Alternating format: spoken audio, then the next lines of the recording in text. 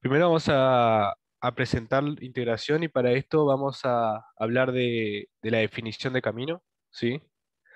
Para esto vamos a definir que tenemos una función gamma que va en un intervalo AB a los complejos, que es el espacio donde estamos trabajando. Vamos a definir qué es un camino si es una función continua y diferenciable a trozos, ¿sí? Y van a existir una cantidad de subj de puntos, ¿sí? Que están entre el A, y acá me faltó que el S sub n sería el B, ¿verdad? Donde la derivada entre esos puntos tiene que ser, entre dos puntos consecutivos, tiene que ser continua y tienen que existir los límites laterales entre un, un punto y el siguiente, ¿verdad? ¿Y por qué definimos camino? Definimos camino porque lo que nosotros queremos hacer es realizar la integral de una función compleja, ¿sí? En un camino determinado, ¿sí? En una curva que se nos define. Para esto, sabemos que da un camino que esté en un intervalo AB, lo podemos escribir como hacer un intercambio acá de los extremos de la integral y nos quedaría que esto es igual a la función evaluada en la curva en gamma de t por gamma punto de t, ¿sí? Como estamos hablando en este caso de complejos, lo que pasa es que va a tomar valores tanto reales como imaginarios. Por eso es que esta integral se puede definir en dos partes. La integral de la parte real de la función, ¿sí? Más por la integral de la parte imaginaria de la función. ¿Sí? Básicamente nos queda definido como un complejo, como un número complejo. Luego, hago una aclaración, la función tiene que estar definida, la función f tiene que estar definida en el intervalo AB, ¿sí? Para poder realizar esta integral, y claramente tiene que tener infinitos puntos infinitos puntos, disculpe, de discontinuidad, si no, no podría ser posible realizar la integral. ¿Hola? Sí, todo bien, se ¿Se me escucha? escucha. Ah, porque yo no veo las cámaras. Bien. Posterior a esto, lo que quisimos definir también es la regla de Barrow, ¿sí? Que en este caso nos plantea la regla de Barrow que teniendo una función dentro de una omega perteneciente al plano de los complejos, en los complejos, que sea continua y vamos a tener una f grande que sea holomorfa, tal que la derivada de esa f grande sea la función para todo z dentro de este campo, de este omega, ¿sí? Entonces, lo que nos plantea Barrow es que la integral de la f chica de z en esa curva perteneciente al omega tiene que ser la f grande evaluada en un extremo menos la f grande evaluada en el otro extremo, ¿sí?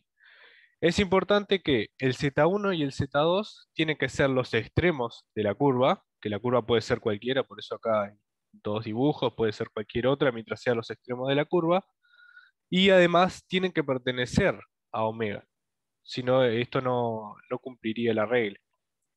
Y además es importante que la integral, según la definición de Barrow, para una curva cerrada, siempre va a valer cero. ¿Por qué? Porque z2 y z1 valdrían lo mismo, y por lo que plantea Barrow, f de z2 sería igual a f de z2, por ejemplo, entonces esto nos daría cero, por lo tanto la integral sería cero. ¿Cómo se demuestra Barrow? Es bastante sencillo, planteando la definición de integral, en este caso como la vimos en la parte anterior, ¿sí? Sustituimos los extremos para que nos quede de esta forma, y lo que sabemos es que lo que nos plantea Barrow, que es que la f derivada es igual a la f chica. Entonces lo que hacemos es sustituir esta f chica de gamma de t por la f grande derivada, ¿sí? Lo cual podríamos, una vez que sustituimos esto, plantear la f derivada de gamma de t por gamma punto de t como la función compuesta f o gamma derivada, y es la integral de eso, ¿verdad? En este caso, como volvemos a trabajar en complejos, el f grande lo podríamos determinar como una forma genérica de complejos, una parte real más un i por una parte compleja, más el valor imaginario, digamos, ¿verdad? Y en este caso lo podríamos separar nuevamente. como la parte real, que sería el u, la parte real evaluada en gamma de t derivado, más y por la parte imaginaria evaluada en gamma de t derivado. Lo cual sabemos que la integral de u de gamma de t derivado es lo mismo que u de gamma de t evaluado a los extremos. Por lo tanto, nos quedaría u de gamma de b menos u de gamma de a. Lo mismo nos pasa con la segunda parte de la integral. La integral entre a y b de gamma de t derivado es lo mismo que b de gamma de t evaluado a los extremos. Por lo tanto, nos queda más i por b evaluada en gamma de t menos i por b evaluada en gamma de a. ¿Sí? Si agrupamos los que tienen las b, nos quedaría esto, que en realidad esto representa la parte real más la parte imaginaria de b, de la función evaluada en b.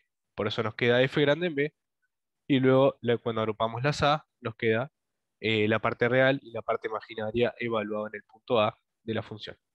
Por eso nos queda que la integral es igual a la función evaluada en b menos la función evaluada en a.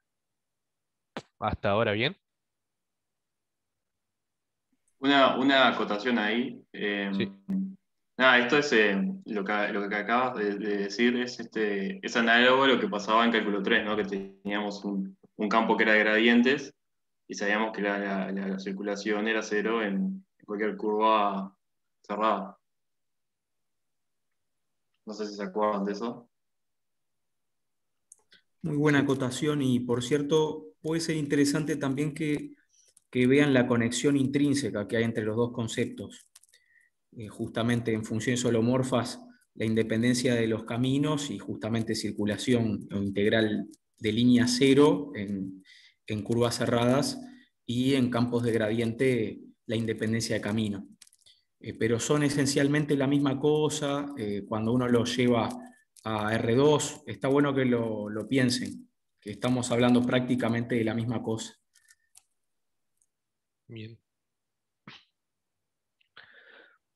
Bueno, luego pasado Barrow, que era lo que ya habían dado, voy a plantear cuáles son las propiedades de integral compleja.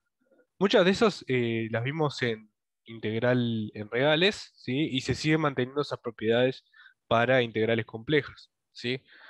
En realidad vamos a ver 5 propiedades, de las cuales las primeras 3 son bastante intuitivas y en principio solo las vamos a enunciar, ¿sí? Y luego las últimas dos pueden ser un poco más difíciles a la hora de hacer la demostración y vamos a presentar cómo se haría, ¿sí? Bueno, la propiedad uno sería la linealidad, que la vimos en integrales reales y se sigue manteniendo para complejas, ¿verdad? Que la integral de alfa por la función f más beta por la función g de z es lo mismo que hacer alfa por la integral de f de z más beta por la integral de g de z, siempre de la misma curva y para cualquier alfa y beta perteneciente a los complejos, ¿sí? Como segunda propiedad, tenemos que dadas dos curvas, gamma 1 y gamma 2, tal que gamma B1, la curva 1 en el extremo B de la 1 es igual a la curva 2 en el extremo A2, básicamente sería como vemos en el dibujo, que donde termina la curva 1 empezaría la curva 2, ¿sí? Si nosotros concatenamos esas dos curvas, tenemos que la integral de la concatenación de esas dos curvas, de f de z, es igual a la integral en una de las curvas más la integral en la otra de las curvas de la función, ¿verdad? Sería como dividir el camino a la mitad y hacer dos integrales que se suman. Como propiedad 3 tenemos que la integral en menos gamma, que sería como recorrer la misma curva, pero hacia atrás, digamos. En vez de ir de A hacia B, iríamos de B hacia A. En realidad esto es igual a la integral, a menos la integral de la función evaluada en z de z, ¿sí? Es decir, que si recorremos la curva en el sentido contrario al que solemos hacerlo, lo que nos va a dar la integral es el mismo valor, pero con el signo opuesto, ¿sí? Teniendo en cuenta que menos gamma de t sería lo mismo que escribir gamma de a más b menos t. Y a medida que aumenta el t, esto se va achicando hasta llegar a la. ¿Sí? La cuarta propiedad, y que a la hora de demostrar es de las más difíciles, eh, plantea que el módulo de la integral de f de z en la curva gamma tiene que ser más chica que la integral, o menor o igual que la integral entre a y b de el módulo de f de gamma de t por gamma punto de t. Bien, lo que hacemos para esta demostración es, Ignacio, una preguntita de notación en la sí, diapositiva anterior. En la propiedad 3, cuando pones sí, la curva gamma en sentido contrario, allí a la sí, derecha pones menos gamma de t, es gamma en a más b menos t. A sí. ver cómo sería, ¿a quién le llamaste a y b? Ahí, A y b serían los extremos de la curva, digamos. el inicio y el final. Claro, esto sería como que cuando t vale cero, arrancarías en el extremo B de la curva, no sé si acá en un ejemplo sería acá, por ejemplo, y a medida que avanza t, vos vas recorriendo hacia atrás la curva hasta llegar a A. Claro, bien. Creo que hay un temita de la escritura nomás. Cuando t vale cero, ahí empezarías en a más b. Y vos querés empezar en b, ¿verdad? Claro, Entonces ahí creo que se podría escribir, acomodar poniendo A por T más B por uno menos T. claro, Es un sí. detalle nomás, pero escribís una Sí, no, combinación tenés razón, sí. convexa entre A y B. O sea que queda B por uno menos T más A por T. Y ahí queda bien. De Claro, manera sí, sí, es un error ahí que porque si variando, no, ajá, de manera que variando T entre 0 y 1 recorres exactamente el mismo camino, pero en sentido contrario. sí, Un temita de bueno, notación nomás, pero bien. Gracias. gracias. Bien, volviendo en este caso a la propiedad 4, ¿sí? Que nos plantea que el módulo de la integral es menor o igual a la integral del módulo de la función. Tenemos que, vamos a llamar i a la integral, ¿sí? Y como sabemos que estamos trabajando en complejos, sabemos que esta integral va a tomar valores complejos y lo podemos escribir justamente por notación de complejos como el módulo, ¿sí? Del complejo por e a la i tita. Tita sería el ángulo de este complejo, ¿verdad? Entonces, si despejamos el módulo, ¿sí? Nos quedaría que el módulo es igual a i sobre e a la i tita, ¿sí? En este caso, como para el e a la i tita, lo podemos escribir como e a la menos i tita, para que nos quede todo en la parte de arriba, ¿verdad? Y lo que vamos a hacer es sustituir nuevamente el i. El i ahora es lo que habíamos anotado. Simplemente lo habíamos cambiado de la forma para que nos quede más lindo a la vista a la hora de hacer ese cambio, ese despeje. Entonces nos quedaría que e a la menos i tita es por la integral de f de z, ¿sí? Entonces, el e a la menos i tita lo puedo pasar para dentro de la integral porque en realidad no depende de z, es un número que podemos poner afuera o adentro, no hay inconveniente. Y lo que vamos a hacer es cambiar los extremos, nuevamente. En vez de gamma vamos a poner a y b y nos queda que f de z pasaría a ser a f de gamma de t por gamma punto de t de t, ¿sí? Y en este caso, como toma valores complejos, nuevamente, estamos trabajando en complejos, podemos escribir el módulo de i como la integral entre la parte real de esta función más i por la parte imaginaria de esta función. ¿Qué pasa? Lo que pasa es que el módulo de un número complejo siempre es un número real. Por lo tanto, podemos decir que el módulo de i pertenece a los reales, entonces sería simplemente la integral entre a y b de la parte real. ¿Sí? La parte imaginaria debería valer cero. Y sabemos justamente por complejos que la parte real de un complejo siempre tiene que ser más chica o igual al módulo de ese complejo. Por lo tanto, sabemos que el módulo de i, como vimos anteriormente, es la parte real solamente, tiene que ser más chica que la función, que el módulo de la función, ¿sí? Por lo tanto, eh, sabiendo además que este complejo e a la menos i tita vale 1, porque si es el módulo es 1 por el ángulo que forma, ¿sí? En este caso el ángulo no nos importa porque nos interesa solo el módulo, por eso vale 1. Nos queda que el i, el módulo de i, tiene que ser más chico que la integral entre a y b del módulo de f de gamma de t por gamma punto de t. Bueno, recordemos que i sería la integral de f de z de z, por lo tanto el módulo de i es el módulo de esta integral, que es lo que proponía la propiedad 4. No sé si quedó alguna duda de esto.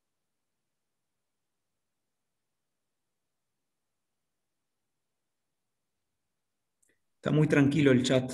Parece que todos lo van siguiendo bien. Por favor, los que tengan alguna duda o algún comentario, está bueno que aporten, ¿eh? Es, es para que todos aprendamos, así que viene bien saciar las dudas. Muchas gracias. Adelante, Ignacio. Bien, perfecto. La otra demostración, que es bastante más sencilla y corta, es la de la propiedad 5, ¿sí? Que también usamos de la propiedad 4 para poder demostrarla, ¿sí? ¿Qué nos plantea esta propiedad? Bueno, nuevamente que el módulo de la integral de f de z de z en la curva gamma tiene que ser más chico a un valor m por la longitud de la curva en la que estamos realizando la integral. M lo planteamos como el máximo que puede tomar la función en el intervalo AB que estamos definiendo, ¿sí? Y la longitud de gamma sería la integral entre A y B de el módulo de gamma prima de t. Es decir, básicamente, como dice acá, la longitud que va a tener la curva. Esto se demuestra de una forma más sencilla. Simplemente sabemos que, por lo que vimos en la propiedad 4, la integral, el módulo de la integral de la función en gamma tiene que ser más chica que la integral entre A y B, menor o igual, que el módulo de f de gamma de t por gamma punto de t. Este módulo lo podemos dividir como el módulo de la función por el módulo de gamma punto de t. Entonces nos quedaría de esta forma, sabiendo que el módulo de la función va a tener un máximo, entonces hay un m que siempre va a ser más grande o igual a los valores que toma la función dentro de este intervalo, ¿sí? Por lo tanto nos quedaría, esto lo podemos escribir, que va a ser más chico que SM, más chico o igual que la integral de A y B de M por la norma de el módulo de gamma punto de t. En este caso, el m es un número, lo podemos sacar para afuera, ¿sí? Y entonces nos quedaría que esto es igual a m por la integral de entre a y b del módulo de gamma punto de t, ¿sí? Que esto es, cuando integremos esto, nos va a dar la longitud de gamma y también lo teníamos acá definido, ¿sí? Que la longitud de gamma era la integral entre a y b del módulo de gamma punto de t.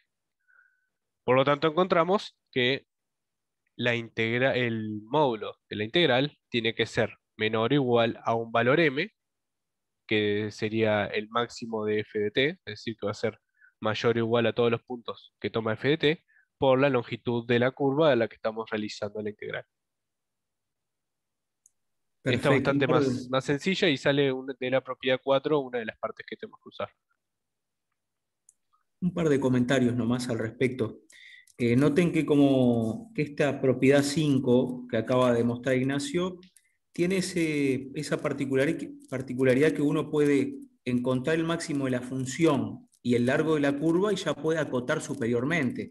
Es interesante porque a veces no es elemental encontrar exactamente analíticamente el valor de esa integral, pero se puede acotar. Por otro lado, como bien dice Ignacio, habla del módulo de gamma prima y eso, la integral del módulo de gamma prima se corresponde exactamente con la longitud, tal como vieron en cálculo vectorial, porque allí el módulo de un número complejo coincide con el módulo de un vector en R2. Claro, Entonces es exactamente el mismo razonamiento para definir la longitud de una curva a partir de módulos de complejos. Sí, aquí siempre gamma prima de t es un número complejo y bueno, el módulo corresponde con lo que conocemos de norma de vectores en R2. Entonces allí hay una correspondencia directa. Bien. mira, ahora este ejercicio lo va a explicar Daniel. Eh, Yo pensaba, habíamos quedado que capaz que vos seguías, pero como no se va a ver mi puntero, capaz que empiezo a compartir yo pantalla y cualquier cosa volvemos. Sí, dale. Entonces, me tienen que dar permiso, ¿no? Sí, eso creo que Pablo te lo da. Enseguida, Daniel, te asigno permiso, a ver.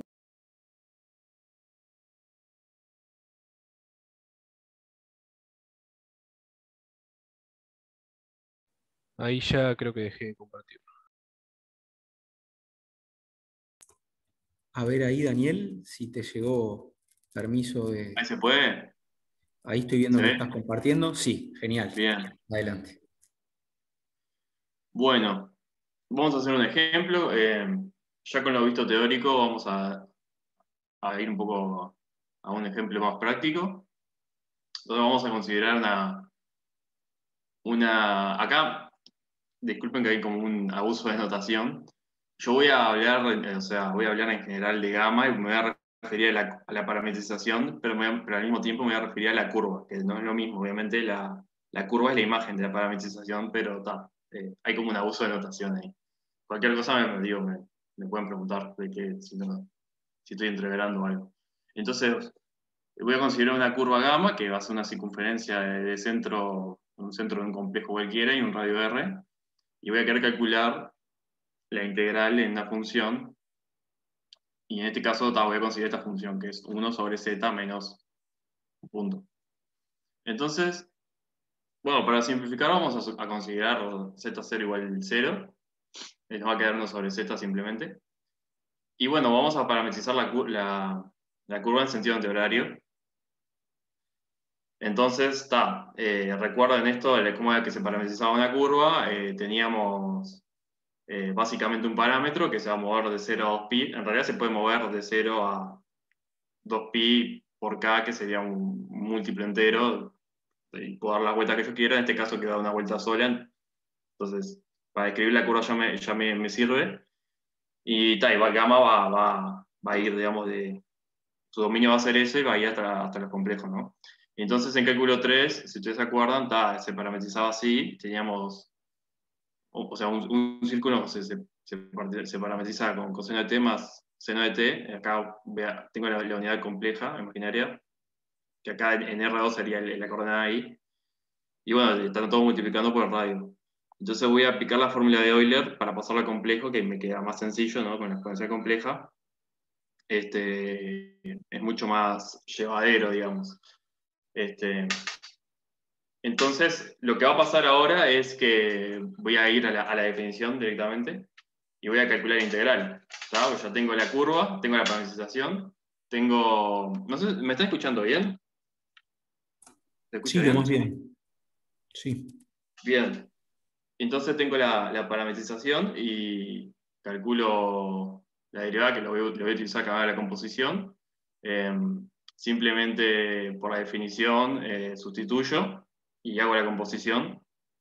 ¿Tá? Me va a quedar arriba I' y abajo me va a quedar I. Y los límites de integración son justamente de dónde varía el parámetro t, en este caso 0 a 2pi. Y bueno, lo que me va a pasar es que se me va a cancelar estos términos y me va a quedar un I acá, una constante, y me va a dar 2pi por I. ¿Qué tal? Que es un resultado que en principio, o sea, aparece una unidad imaginaria, entonces ya como que nos damos cuenta como que ya estamos trabajando con complejos, ¿no? Y, ¿Y a qué se parece esto en realidad? 2pi se parece mucho a la longitud de la circunferencia, ¿no? O sea, hay como una similitud. Pero este ejemplo como que tal, como que es importante, queríamos mostrarlo. Este, Gente, miren que ese ejemplo vale oro. Tienen que saberlo o grabárselo a fuego en la frente porque lo van a usar por millones en el curso. Si hay duda, pregunten porque es fundamental en todo lo que sigue.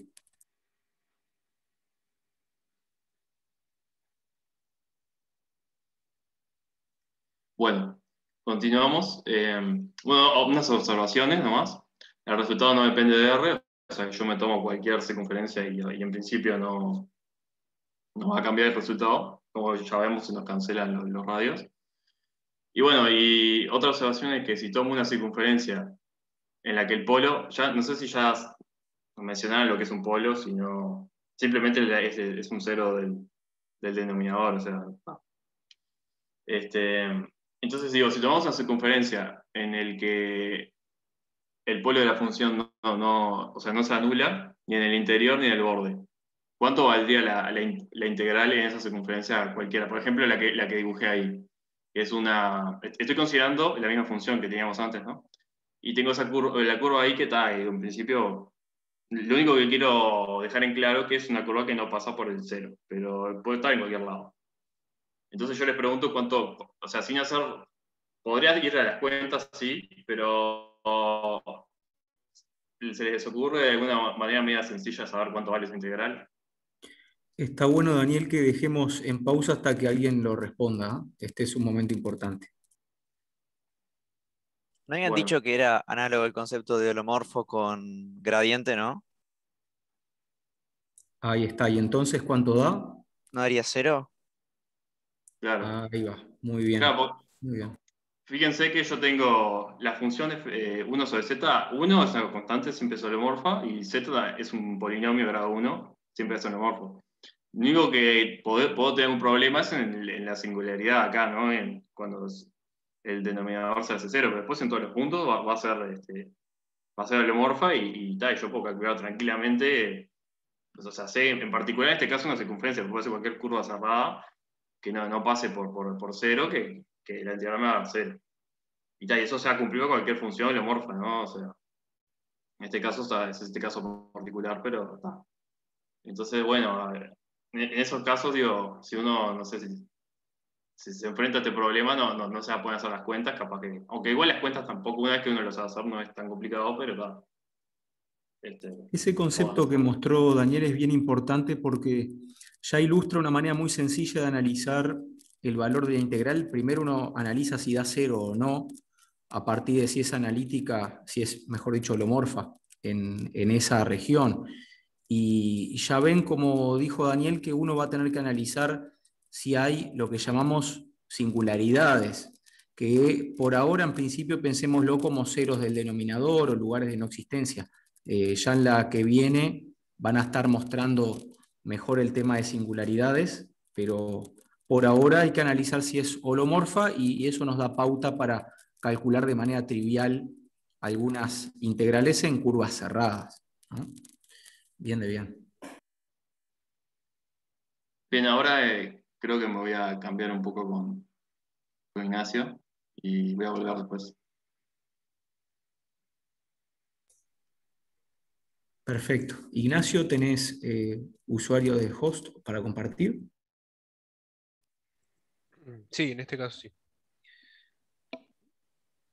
Perfecto.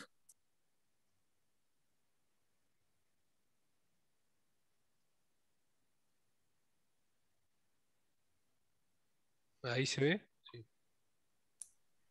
Sí, lo más bien.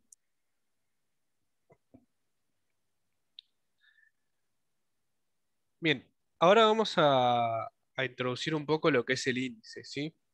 Para esto, la idea de índice es tener una curva que esté orientada, ¿sí? Lo vamos a tomar orientada positiva tanto hacia la izquierda en sentido antihorario, ¿sí? Y negativo si va en sentido horario, ¿sí? Entonces, ¿cuál es la idea del índice? Bien, es tener eh, una curva que se va recorriendo, que rodea un punto o no, y el índice lo que tratamos de indicarnos es la cantidad de vueltas que una curva puede dar alrededor de un punto, ¿sí? Por ejemplo, esta diapositiva, ¿sí? Podemos ver, tenemos un punto C y una curva orientada en sentido horario, ¿sí? Entonces, queremos saber cuántas vueltas le daría esta curva al punto C. En este caso sería 1, pero como es en sentido horario, el signo sería negativo, ¿verdad? O por ejemplo, tenemos este punto B y queremos saber cuántas vueltas da esta curva al punto B. Como vemos, no lo rodea en ningún momento, Por lo tanto, el índice sería 0. ¿Sí? Por ejemplo, podemos tener otra curva, ¿sí? Que puede ser esta que tenemos acá, que sería gamma 2, la cual rodea el punto D. Y queremos ver cuántas vueltas da esta curva al punto D. Tenemos una vuelta acá, 2 vueltas por acá y 3 vueltas, ¿verdad? Por eso el índice sería 3. El índice es muy importante y nos indica siempre cómo va a funcionar, cómo va a funcionar una curva alrededor de cierto punto, ¿sí? Y siempre nos va a dar resultados de la cantidad de vueltas que una curva le va a dar a un punto, ¿verdad? Y esto lo vamos a estar viendo con integrales. Por eso es que previo a esto informamos todos los integrales, dimos todos los datos. Porque veamos este ejemplo, ¿verdad? El mismo ejemplo que dio Daniel. Tenemos la función, ¿sí? Que es 1 sobre z menos z0, ¿sí? Y queremos calcular la integral en una curva gamma, que la curva era, habíamos dicho, una circunferencia con centro z0, ¿verdad? Lo que tenemos que tener nuevamente siempre es la parametrización. En este caso z0 lo vamos a tomar genérico, no, no hay inconveniente con eso, no lo voy a tomar como 0. Lo que tenemos que tener es una parametrización de esta curva, que, como escribió Daniel, sería el R por e a la IT, más el Z0, que sería el centro, ¿verdad? Tenemos también la derivada, ¿sí? Y ahora esto lo vamos a sustituir a la integral, ¿sí? Igual a como lo hizo Daniel, ¿sí? Y en este caso, habíamos visto anteriormente que nos había dado 2pi por i. Ahora lo que pasa es que el t, lo que estamos haciendo es que varíe entre 0 y 2pi por k. Es decir, que dé una cantidad de vueltas k sobre esta curva esté girando k veces, ¿sí? Por eso es que en este caso el resultado varía y nos da un resultado con un k. Ese k sería básicamente lo que es un número entero que nos va a indicar la cantidad de vueltas, ¿sí? Por lo tanto, con este ejemplo sencillo, podemos intuir que la definición de índice es la que ahora va a explicar más Daniel, ¿sí? Que nos quedaría 1 sobre 2pi por la integral de 1 sobre z menos z0 de z, ¿sí? Es importante este ejemplo porque, si bien es sencillo con respecto a la circunferencia, nos introduce de una forma bastante amigable a la definición directa que sale a partir de una integral, ¿sí? Y en este caso va a seguir Daniel con el tema de la definición de índice. No sé si quedó claro, o Mario. Está claro, quizás conviene en el ejemplo que indicaste anterior, de la diapositiva anterior, comentar que la variable t va entre 0 y 2πk, ¿verdad? Creo Sí, que ahí es va. lo que dice acá, Eso que creo que está. quedó claro con el Ah, intervalo de integración. Me refiero que cuando, solo a modo de recordatorio, que cuando uno va a definir la parametrización de la curva, define la función y define el dominio t donde claro, está definida. Y bueno, claro. igual creo que cuando escribiste la integral quedó claro que el t Claro, va sí, entre en 0 este caso pusimos y un K 2π. genérico porque no queríamos definir cuántas vueltas dé, porque Claro, justamente eso es perfecto. lo que queremos hacer con el índice.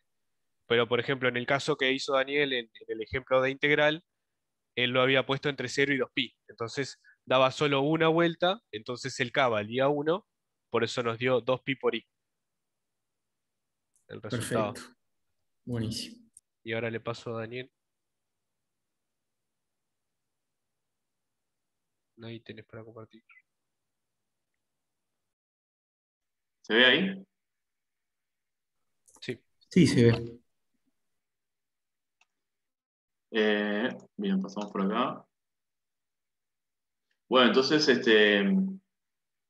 ya digamos entramos en la definición, como ya dijo Ignacio. Eh, Vamos a definir la función índice. En realidad estábamos hablando de índice como algo informal, ¿no? Y ahora vamos a hacer una definición, digamos, una definición matemática que es la función índice. Bueno, vamos a considerar una parametrización, ¿no? Gamma, que como ya le dije, por abuso de notación a veces voy a decir que eso es la curva, pero en realidad la curva es la imagen de eso, que va a ir de un conjunto AB a los complejos, y va a ser un camino cerrado, va a ser gamma de A va a ser gamma de B.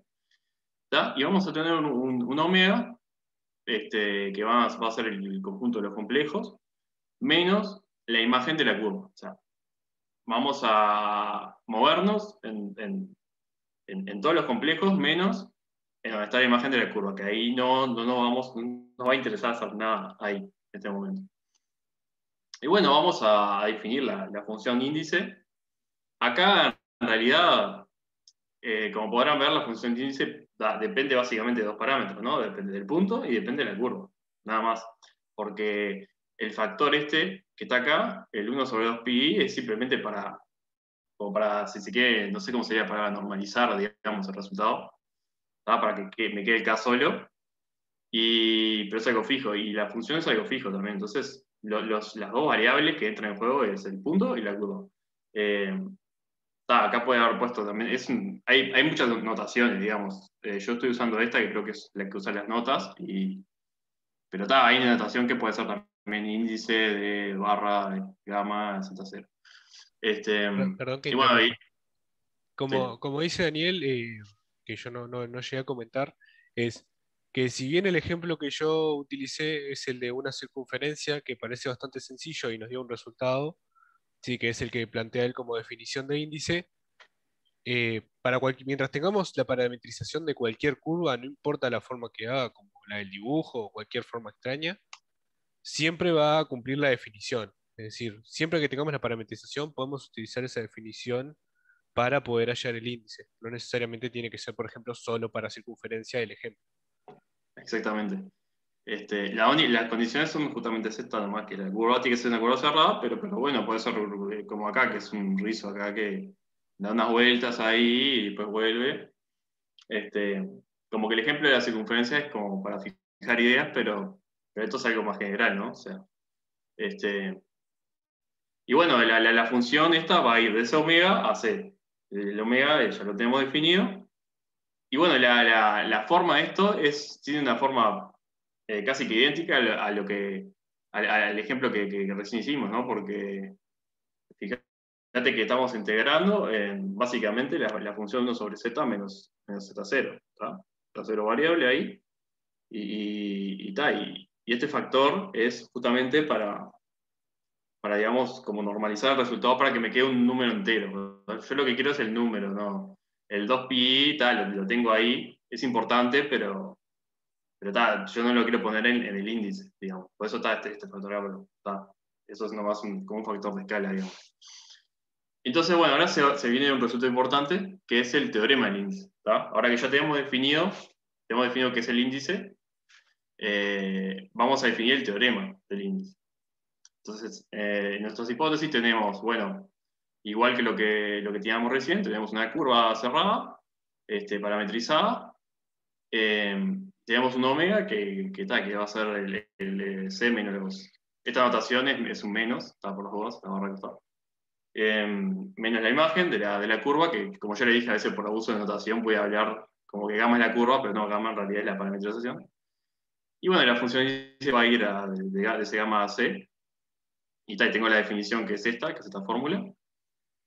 Esa es nuestra hipótesis. Y nuestra tesis tenemos tres resultados bastante importantes, que son los siguientes.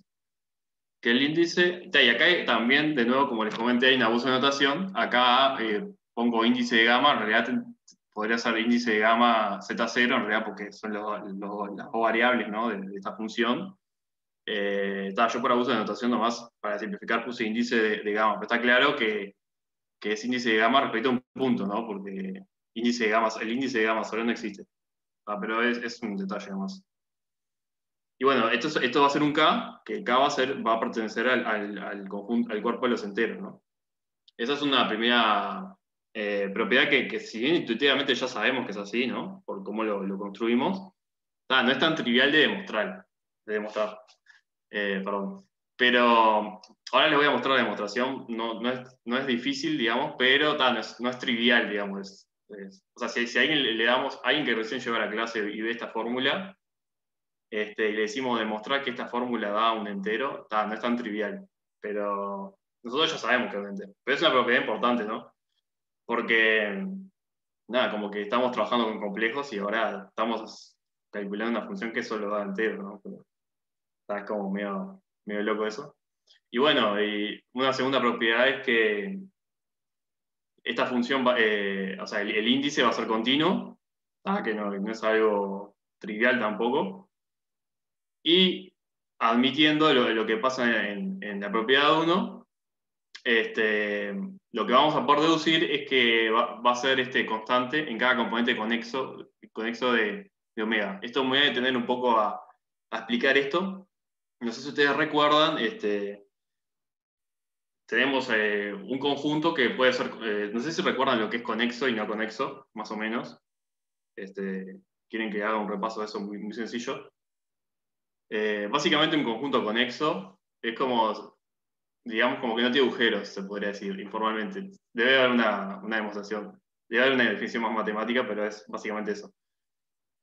Y lo que pasa es que yo el conjunto omega lo puedo dividir en partes, ¿no? En particular, esta parte, en este caso que dibujé esta curva, esto sería una componente conexa, lo que está acá adentro de la curva, y acá tendría otra componente, que sería la componente no acotada, ¿no?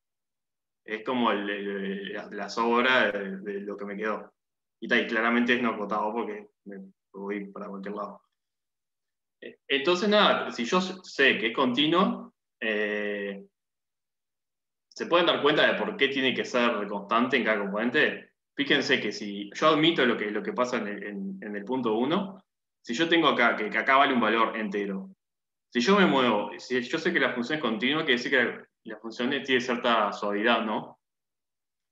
Entonces, si yo me muevo acá y yo sé que acá en este punto era un entero, si yo me muevo acá, tiene que ser el mismo entero, porque no puede variar, digamos. No puede tener un salto bruto ahí. O sea, es como que tiene que ser constante, sí o sí. O sea, en esa componente tiene que ser constante. Que tal, tampoco, digo, hay una demostración, en particular no vamos a demostrar esta propiedad, pero no es trivial tampoco, pero eso es algo importantísimo en realidad, porque vos después me das una curva y yo sé que si yo sé cuánto vale el índice en un punto, en la misma componente conexa, tomo otro punto y va a tener que valer lo mismo. Así que es un resultado bastante importante. Y bueno, el tercer resultado también es que el índice, la componente conexa, no acotada, como que ya mencioné que es la de afuera, vale siempre 0. ¿Tá? Que eso intuitivamente también, digo, podríamos pensar por qué eso es así. En realidad, si nosotros queríamos definir el índice como la cantidad de vueltas que daba una curva sobre un punto interior, bueno, vamos a pensar que exteriormente no nos importa, que exteriormente tiene que valer 0. ¿Tá? Eso como que intuitivamente pensaríamos que es 0, pero ¿cómo lo demostramos? No es tan trivial, pero efectivamente sí, vale 0. O sea, con la definición esta que tenemos acá, de la función de índice, sí, vale efectivamente 0. Entonces esta es la presentación del teorema y pensamos demostrar la propiedad 1 y la propiedad 3 y la propiedad 2 como que queda a cargo como de deberes para demostrar. No sé si tiene alguna Bien, pregunta. me parece bien la organización y les comento nomás que está en la página 31. Tiene algunas sutilezas esa prueba, pero no es más que utilizar ya las propiedades que probaron Daniel e Ignacio del uso correcto de módulos, pasar el módulo para adentro, utilizar la definición de continuidad, la definición de longitud y poquito más. O sea que es un ejercicio válido como para sintetizar los conceptos de la clase de hoy y muy recomendable. Bien. Entonces voy a proceder a las demostraciones. ¿Tá? Vamos, como dije, como ejercicio vamos a arrancar con la 1. Entonces, bueno, tenemos que probar. Lo que tenemos que probar es que esta integral vale básicamente 2pi y k, ¿no? Porque el factor, como les comenté, el factor ese como de normalización, si le quieren llamar a lo que sea, como es un número fijo, lo puedo meter acá, sacar de acá y en definitiva lo que quiero demostrar es esto, ¿no? Que esta integral vale esto, vale 2pi k. Después lo divido, me va a dar un k natural. Digo, entero, perdón. Bueno, ¿y qué pasa? Yo quiero demostrar eso. Y si me pongo a pensar, si utilizo la exponencial compleja y, digamos, aplico en ambos lados de la igualdad la exponencial compleja, me va a quedar que e a esta integral me tiene que dar 1, ¿no? ¿Se dan cuenta por qué? Porque si yo digo, es ir a la definición de exponencial compleja, e a la 2pi k por i es esto, y esto vale 1, ¿no? O sea, porque básicamente por esta componente, ¿no? Esta componente me queda 0. Esto es medio como... Lo escribí para que quede claro, pero está como que ya... la mayoría ya estamos al tanto de eso. Entonces, bueno, va a ir por acá la demostración, ¿está? Ahora lo que quiero demostrar es esto, que esto es 1. Bueno, entonces sigo, digamos, y voy a hacer una definición, voy a definir una función f de t, ¿está? Que va a ser muy similar a esta, va a ser e a la integral de at de esta integral que sería como la parametrización, sería tomar como un gamma y componer y calcular integral, ¿no? Y esta sería una función de t porque tengo este extremo que no es algo fijo, no es un t que está variando. Porque yo lo que voy a querer demostrar básicamente, recuerden que nuestro objetivo es el que está acá arriba, es demostrar que esta integral vale esto. Entonces, lo que en definitiva que queremos demostrar es que queremos mostrar que esto es de 1 y que en realidad en particular que esta función, que la vamos a usar ahora, queremos demostrar que f de b valga 1, porque f de a ya sabemos que vale 1, ¿no? ¿Se dan cuenta por qué, no? Es sustituir acá en la integral y me va a quedar a la 0 y eso me va a dar 1. Y lo que necesitamos es que f de b sea 1 para que se dé la igualdad y por lo tanto se dé lo que ya estábamos deduciendo, ¿no? O sea, no sé si alguien se perdió por acá, puedo explicar de nuevo porque capaz que... O me sigue más o menos el razonamiento. Esta función auxiliar la saqué, digamos, justamente porque quiero demostrar eso, ¿no? Que si se cumple esto, que f de b sea igual a f de a, en particular que sea 1, porque esta función evaluada de nada va a dar 1, porque esto va a dar 0. Si yo logro demostrar eso, bueno, ya está, porque ya sé que me va a dar 1, por lo tanto, la exponencial de esa me va a dar 1, y se va a dar esta igualdad, y por lo tanto, esto va a ser cierto, ¿está? Capaz que no quedó de la mejor forma escrito, pero nuestra motivación es eso. Entonces está. Voy a tratar ahora, lo que me voy a dedicar ahora es a probar esto, que f de b es igual a 1. Una vez que lo tenga, ya está. Y bueno, lo que voy a hacer es, voy a derivar esa función auxiliar que me inventé ahí, ¿está? Esto es usar la regla de la cadena, no tiene mucho misterio, tengo una composición de funciones acá, entonces lo que voy a hacer, esto lo voy a dejar fijo, y voy a multiplicarlo por la derivada de lo que está acá, entonces la integral, la derivada va a quedar esto, ¿está? Y bueno, eso lo puedo escribir como f de t por i' sobre i menos zc. Es básicamente lo mismo, pero o sea, el desarrollo, digamos, de la cuenta. Porque esto es f de t y esto es esta foto quedó media... igual creo que se llega a ver bien ahí. Bueno, acá es simplemente desarrollo de las cuentas, ¿no? Porque tenemos que f' de t, que es esto que está acá, por i de t menos z. Bueno, acá hay un paso que me lo salteé. Acá básicamente lo que estamos haciendo es, bueno, sabemos que f de t por i' de t sobre esto es igual a esto, entonces básicamente es un desarrollo de cuentas, ¿no? Esto va a ser igual a esto por esto y eso, y como son van a ser iguales, si lo resto me va a dar 0, entonces básicamente me va a quedar esto. No, es una cuenta más. Y bueno, lo que pasa es que esta expresión que está acá, recuerda que no perder nuestro objetivo, que es demostrar que f de b es igual a 1, ¿está? Entonces, bueno, yo lo que veo acá es que esta expresión es como una especie de... Se parece mucho cuando uno calcula la derivada de cómo es, de una división, ¿no? De una f sobre g' es f' g menos f por g' sobre g al cuadrado, ¿está? Entonces voy a definir otra función auxiliar que la voy a llamar phi de t, ¿está? Que va a ser f de t sobre gamma de t menos z0. La voy a derivar y conciencia que la derivada, por cómo la construí, recuerden que f de t es esta función que me definí acá, y bueno, esta es gamma en menos el punto. Coincidencia que eso me da, haciendo las cuentas, siempre me va a dar esta expresión, que es la que tengo acá, sobre la expresión de abajo al cuadrado, ¿no? Como les comenté, que es la derivada de una división, ¿no? El tiempo que acá, bueno, ya sabemos que esto vale 0, por lo que dedujimos acá haciendo las cuentas. Entonces, vamos a deducir que esta función auxiliar que me inventé va a ser, su derivada va a ser 0. ¿Tá?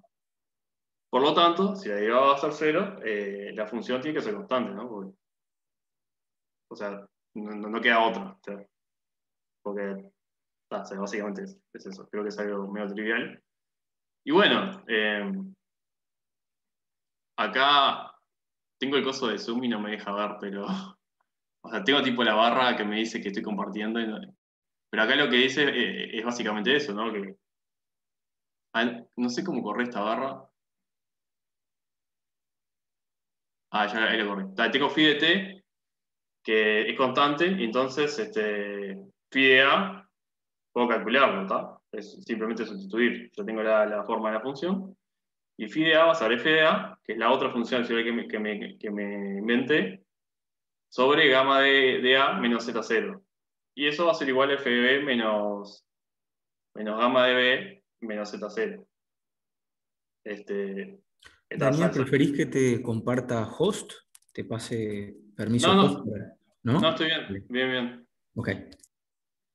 Y bueno, acá, como sabemos que la curva, en nuestra hipótesis está que la curva es cerrada, bueno, deducimos que f de a va a ser igual a f de b, y como sabemos que f de a vale 1, porque a la 0 vale 1, del resultado anterior, deducimos que f de b es igual a 1, y así, digamos, probamos lo que queríamos, ¿no? Que efectivamente el resultado del índice, de la función de índice, es un K que pertenece al cuerpo de los naturales. Que nosotros ya lo sabíamos intuitivamente, pero acá estamos demostrando, digamos, bien formalmente. A los enteros, ¿verdad, Daniel? Los enteros, ¿qué fue lo que dije? Eso. Creo que dijiste naturales, pero no, perdón, igual los quedó enteros. claro. Sí, Ahí sí. va. Bien, este era el punto 1, y bueno, voy a pasar a la demostración del 2. No sé si alguien tiene alguna duda con esto. Si no... Yo estoy haciendo el chat y por lo que veo no han surgido dudas. Bien, entonces vamos a la otra demostración. La demostración del 3, bueno, pero voy a correr. Esta me quedó muy borrosa, pero la próxima se ve bien. ¿Qué pasa? Recuerda que el punto 3 me dice básicamente que el índice tiene que valer 0 en la componente de la ruta. Entonces, bueno, primero con lo que yo sé por hipótesis. Tengo la curva, ¿está? Hice este dibujito ilustrativo nomás, o sea, cualquier forma puede tener. Y la imagen es un compacto, estamos de acuerdo. Entonces, al ser un compacto, va a existir un R positivo, que es un R que es natural, ¿no? Que en principio va a existir un R tal que puedo encerrar, digamos,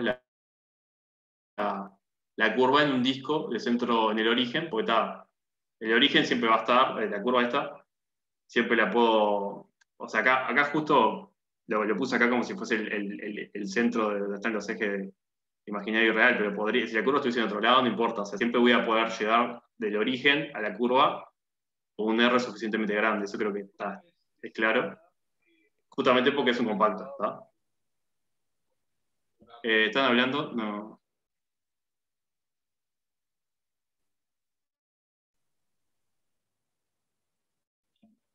No sé si hubo una duda o alguien habló.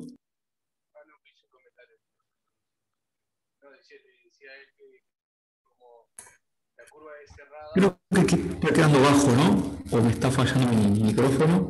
A ver. Ahí Sí, me escuchan está bien. Me escucho bien. bajo. Ah, bien, perdón. No, estaba acotando a lo que él decía, que claro, que como la curva es cerrada, siempre en algún momento va a quedar acotada. Puedes encontrar un entorno omega que cubra toda esa curva. Claro. Eso nomás. Bien, entonces, bueno, acá tengo la curva encerrada por eso. Y bueno, y considero un punto que queda afuera, ¿no? ¿Está? Que su distancia de origen sea mayor que R, por lo tanto que no entre en ese disco que me consideré ahí. Que justamente este punto es el que yo quiero probar si efectivamente el índice vale 0 o no. Si pruebo eso, si llego a probar que el Z0, el índice respecto a este punto y respecto a la curva esta da 0, ya está. Y bueno, sabemos que la función que está integrando el índice es esta función, ¿no? 1 sobre z menos z0. Que va a ser holomorfa en toda la parte de afuera, por lo que hablamos hace un rato, ¿no? Sabemos que esta función, esto es holomorfo, nomás tengo problemas en la singularidad, y acá la singularidad está bien lejos, así que no voy a tener ningún problema. Entonces, por la regla de Barrow, simplemente me va a dar 0 la integral esa. Por lo tanto, llego a concluir que el índice en la componente no acotada da 0. Que es algo que ya intuitivamente también sabíamos que era así, pero formalmente esa sería una demostración posible, ¿no?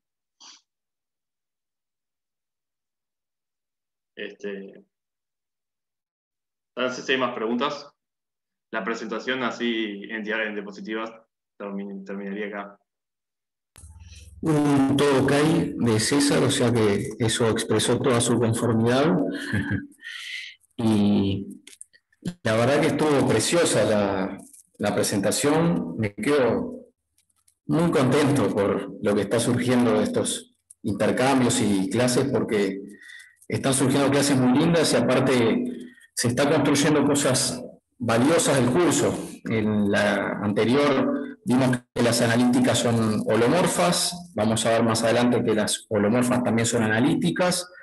Como herramientas para probar que las analíticas son holomorfas se precisó definir integral, y ahora vemos también propiedades del índice que, bueno, vemos que incidentalmente la función de variable compleja nos permite medir cuántas vueltas puede dar una curva cerrada respecto a un punto, cosa que uno a priori tiende a conocer intuitivamente qué significa el número de rodeos o de vueltas respecto a un punto, pero definirlo matemáticamente no es algo sencillo. Y bueno, fue lo que hicieron hoy Daniel e Ignacio y vieron las propiedades del índice justamente con el teorema del índice. Esto da pie y da justamente tierra fértil para poder ver teoremas que van a ser importantes del curso, como el teorema de los residuos y el teorema local y global de Cauchy. En lo que sigue vamos a estar viendo singularidades, vamos a estar viendo una versión local del teorema de Cauchy y vamos a tener después el espacio como para tener descanso, algo de vacaciones que nos va a venir quien sea para estudiar y ya ir refrescando lo que vimos hasta ahora en el curso, o bueno, descansar y poner las pilas para retomar luego. Pero ciertamente ya hay campo fértil como para empezar con teoremas bien importantes del curso. Bueno, justamente el teorema del índice va a sustentar mucho de los teoremas que vienen del curso. Así que la verdad, Daniel e Ignacio, una muy, muy linda presentación. Yo realmente me quedo satisfecho con todo lo que está surgiendo. Les reconozco que nunca había hecho algo similar presentaciones del programa entre los estudiantes y la verdad que me encanta esto que está pasando, así que les agradezco muchísimo, de veras. Y bueno, entonces damos por concluido.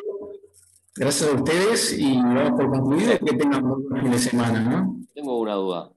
Sí. Con respecto al temario del curso, digamos, ¿sigue el mismo orden de lo que están las notas, digamos, o no tiene por qué necesariamente? Porque yo estoy en lo personal leyendo las notas, estaba viendo las clases y a veces mirando un video de Juliana. Entonces no sé si solamente, digamos, leer así, tema por tema, o tengo que ir salteándome temas o algo de eso.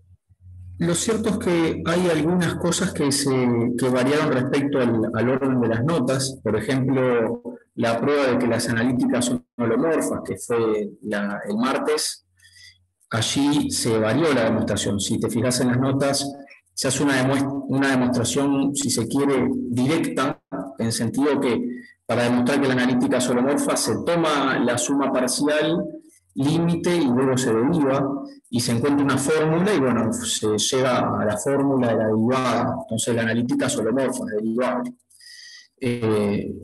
El camino que se adoptó este martes fue más enriquecedor en sentido conceptual, porque se introdujo la integral, la regla de Barrow, y se aprovechó que la derivada de una integral da la misma función, esencialmente. Es como una versión del teorema fundamental del cálculo, pero llevado a este caso de variable compleja, pero estuvo muy bien.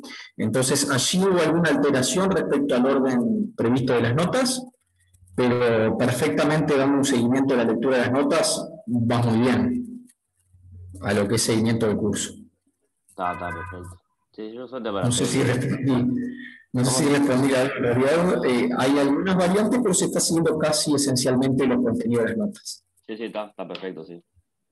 Buenísimo. ¿Algún otro?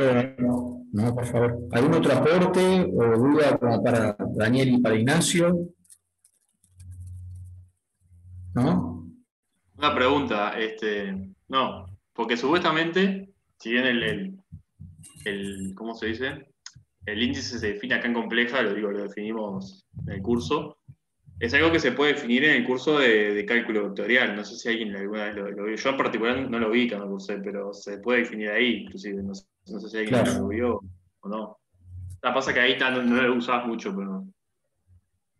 Creo que no sé, yo no lo he visto en su momento cuando fui estudiante y en el programa creo que no aparece, pero ciertamente sí se puede definir y de hecho hay una completa analogía entre definiciones que se están tomando de integrales e integrales de línea en cálculo vectorial o cálculo 3. De hecho, eso que uno hace de proyectar parte real y parte imaginaria, a menos de signos, que cuando uno multiplica los complejos aparece un menos, uno puede hacer toda una transliteración y hay una analogía entre los campos de gradiente y las funciones holomorfas. Y la condición de Cauchy-Riemann de las funciones holomorfas y la existencia de un gradiente, de un campo de gradiente. Sí. Así que eso puede dar para explorarlo y para entender mejor cómo es esa conexión. ¿Por qué uno da 0 y el otro da 0? Cuando uno da 0, el otro da 0. Bien. Bueno, así que entonces estamos quedando por aquí. Estamos por aquí. Bueno, la verdad, muy agradecido con Daniel y con Ignacio. Felicitaciones por el trabajo hecho. Y entonces, buen fin de semana, ¿no? Que pasen muy bien. Nos vemos.